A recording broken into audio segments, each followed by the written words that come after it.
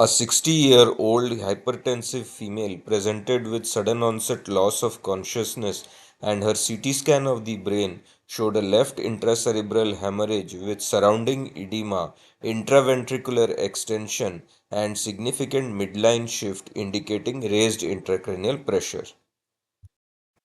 ECG showed a narrow QRS regular slow rhythm of about 56 per minute, but there is no P preceding the QRS complexes. Each QRS is followed by a P wave, which is negative in 2,3 AVF and positive in AVR and AVL, indicating retrograde conduction of a junctional rhythm.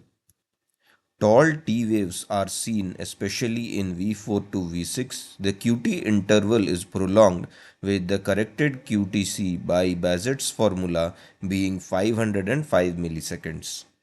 All these ECG features are suggestive of raised intracranial pressure, the bradycardia indicating imminent brainstem herniation, and the prolonged QT interval indicating a risk of polymorphic VT or torsades.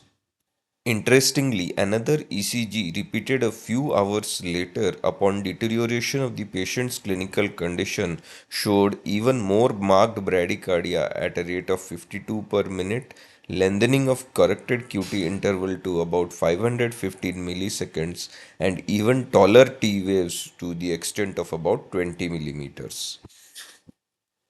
It is worth remembering that the Bazet's formula underestimates the corrected QT intervals at heart rate less than 60 per minute, and therefore the actual risk of polymorphic VT is higher than what is apparent.